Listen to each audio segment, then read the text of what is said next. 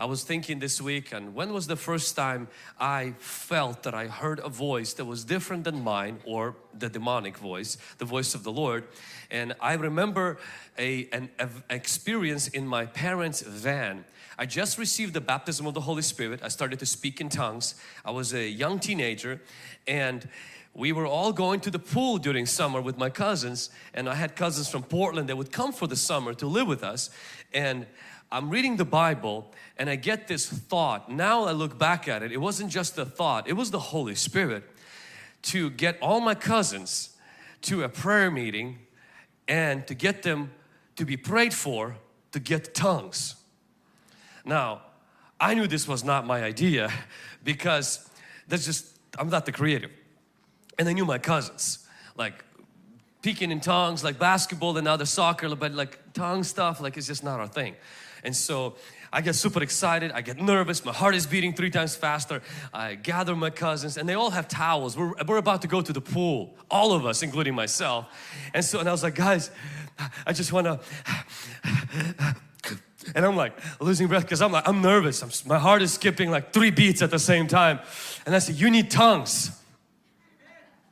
And they're like, is that like some kind of a lesson in a pool or something? Like we need to all pray in tongues. And they're like, Vlad, like, yeah, of course. Could we do it after the pool?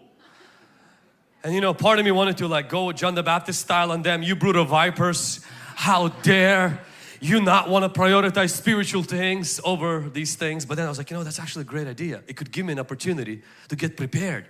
What do I tell them about tongues? So I said, yeah, let's do it after the pool. So I remember I called the pastor and I said, Pastor, how do you tell other people how to get tongues? And so he gave me all the verses. I started to read through the verses. So my cousins all came back and I was like, I'm ready. We're gonna all pray. There's no adults there, so this is gonna be crazy.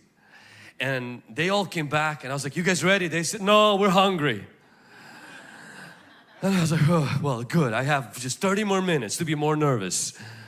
And then finally they all ate and we came into the room. I still remember this. It's a picture imprinted in my mind. Upstairs in my parents' house, duplex, we all got together on our knees and you know, we were taught to pray like Pentecostal. So everybody on their knees, no pacing around and no music, nothing. And for 40 minutes we prayed and half of the room started to speak in tongues. The next day we did it again. The rest of the people start speaking in tongues. We did it for about 2 weeks. Every day, this was the rhythm. Pool, dinner, tongues. And that is how I first started to discern the voice of the Holy Spirit as a teenager. Looking back, I didn't think it was the Holy Spirit. I just thought I just had a thought. But it wasn't a thought planted by me. And then when I was 16,